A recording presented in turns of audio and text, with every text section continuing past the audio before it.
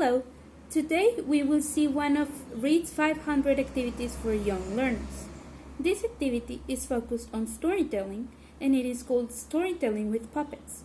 The story we are going to be using is Cinderella and the puppets are made with drawings and long toothpicks, such as this. For this activity, I will be using different techniques for storytelling as well as movement with the puppets. It's good when you have actual students to also give pauses for them to interact with the story, or even have them handle the puppets while you tell the story and they do the motions. Without further ado, we are going to start.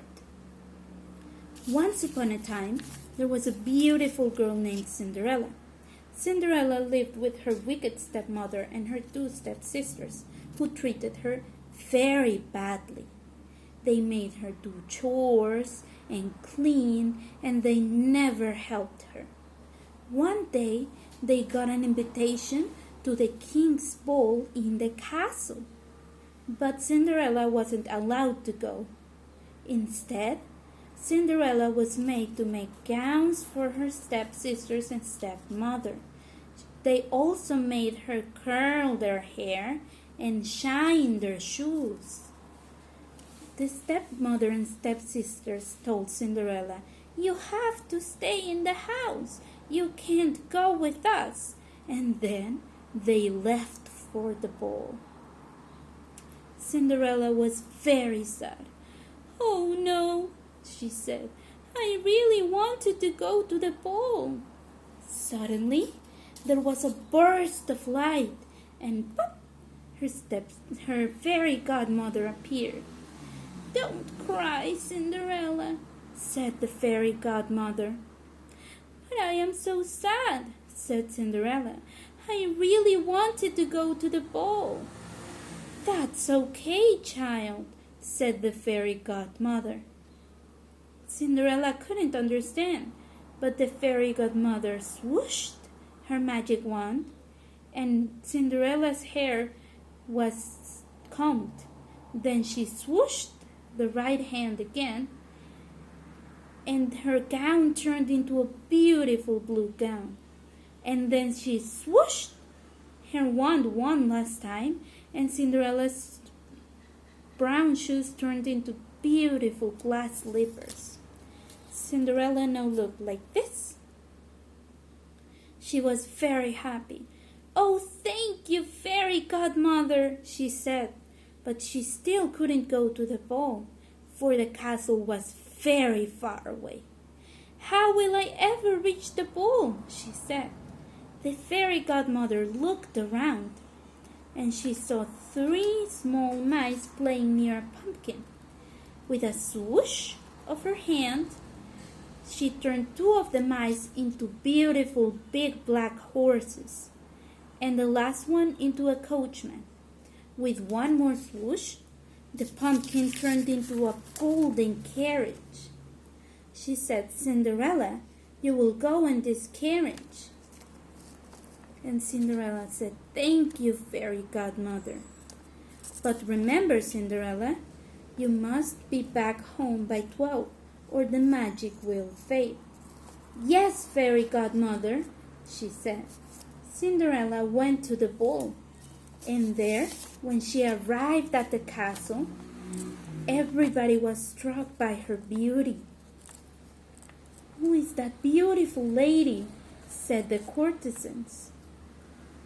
Her wicked stepmother and stepsisters were awed by her beauty. "I don't know who that lady is," said one of her stepsisters. Because of her shiny clothes and her beautiful shoes, nobody could recognize Cinderella. Eventually, the prince saw her, and he fell in love with her at first sight. "Do you want to dance?" said the prince to Cinderella. "Yes," she replied. They danced all night, and when it was almost time for the prince and Cinderella to go, Cinderella realized that the spell was about to fade off. "Oh no," she said. no, she said. I have to go. She ran away before the prince could even ask her name. But she left one glass slipper behind. The prince looked after her, but he couldn't catch her.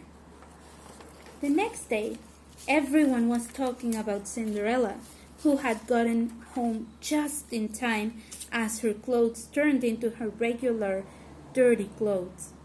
Her wicked stepmother and stepsisters were really confused. "Who is that girl?" they said. "I don't know," they replied, but the prince danced with her all night. She just disappeared. Cinderella was really happy, but she couldn't say that it was her who was the mysterious girl at the ball.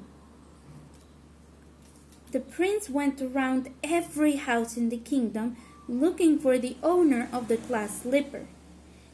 Eventually, he reached Cinderella's house. "Hello," he said. "I am here to try the slipper on every maiden in this house." The Cinderella's stepmother was really happy to let him try the slipper on her daughters, but the slipper was too big for Anastasia's foot and too small for Drusilla's foot. The stepmother wouldn't let Cinderella try on the shoe, but the prince said, "No, let her try the shoe." Cinderella tried on the shoe, and obviously the slipper fit her perfectly. "You are the one I danced with at the ball," the prince said. "I love you. Please become my wife," he told her. Cinderella was so happy that her life of torment was over. "Yes," she said. The prince took Cinderella away, where he gave her a proper gown and another beautiful glass slipper. They fell in love, and they lived happily ever after.